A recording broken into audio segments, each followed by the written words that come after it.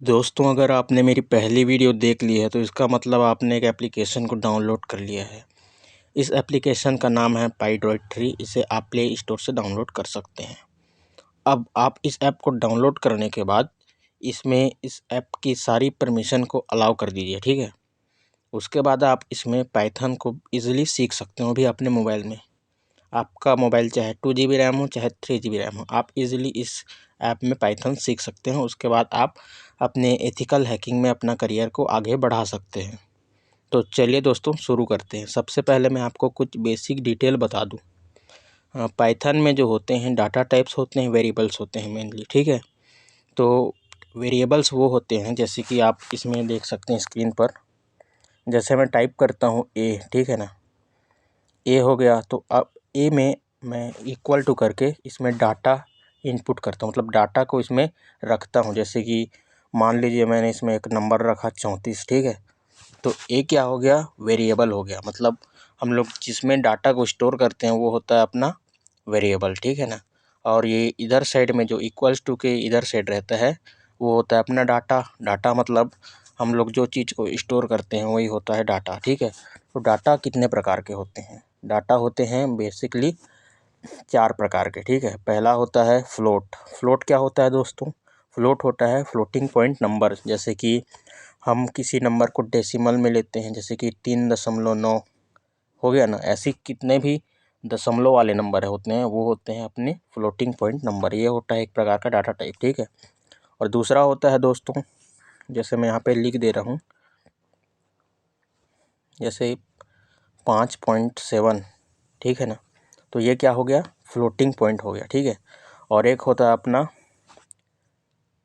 Integer होता है। Integer क्या होता है, मतलब जितने भी नंबर हैं अगर वो पॉजिटिव में है और पॉइंट में वैल्यू में नहीं है तो हम लोग उसको इंटीजर कहते हैं। जैसे कि 7 हो गया, 8 हो गया, कितना भी नंबर होते हैं उसको हम लोग इंटीजर कहते हैं।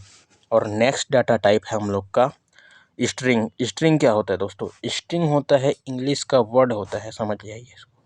इंग्लिश में अगर हम लोग कुछ भी लिखते हैं यहाँ पे जैसे कुछ भी लिख दिया हम लोग तो ये हो गया अपना स्ट्रिंग हो गया। लेकिन अगर हम लोग ये जो तो इस क्वेश्चन मार्क के अंदर जो भी वैल्यू आती है उसको हम लोग स्ट्रिंग कहते हैं। इसके अंदर कुछ भी आ सकता है, जैसे कि कोई वर्ड आ गया या फिर कोई नंबर आ गया, ठीक है ना, कुछ भी आ सकता है। इसको हम लोग क्या कहते हैं, क्वेश्चन मार्क्स के अंदर जो होता है उसको हम लोग स्ट्रिंग कहते हैं, ठीक है। तो 3 डाटा टाइप हो गया, ठीक है। अब एक होता है अपना बुलियन। बुलियन क्या होता है? बुलियन होता है ट्रू या फिर होता है एक फॉल्स, ठीक है। तो ये डाटा टाइप हैं, 4 प्रकार के होते हैं। तो मेनली आपको 3 डाटा टाइप को अच्छे से ध्यान में रखना है। उसके बाद ये आखिरी वाला बुलियन आपको इजीली समझ में आ जाएगा, ठीक है। अगर वेरिएबल की बात करें हम, तो वेरिएबल को हम लोग 2 तरीक़ों से डिफ़ाइन कर सकते हैं। मतलब हम लोग वेरिएबल की शुरुआत या फिर तो इंग्लिश के अल्फ़ाबेट से कर सकते हैं, जैसे कि SEFGH कुछ भी से कर सकते हैं, ठीक है। और इसको हम लोग अंडरस्कोर से भी स्टार्ट कर सकते हैं, जैसे कि ये अंडरस्कोर, ये जो दिख रहा है ना डैश जैसे, ये अंडरस्कोर होता है, ठीक है।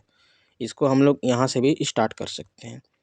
तो आप पूछोगे कि इसका यूज़ क्या है, वेरिएबल्स वगैरह का यूज़ क्या होता है? तो अब मैंने आपको बताया था, इसका यूज़ होता है डाटा को स्टोर करने के लिए, ठीक है। तो वेरिएबल्स के कुछ रूल्स ये हैं कि इसमें आप वेरिएबल की स्टार्टिंग आप या तो अंडरस्कोर से कर सकते हैं या फिर किसी अल्फ़ाबेट से कर सकते हैं, जैसे कि ERT कुछ भी से कर सकते हैं, ठीक है। लेकिन आप इसे नंबर वगैरह या फिर स्पेशल कैरेक्टर वगैरह से नहीं कर सकते, ठीक है।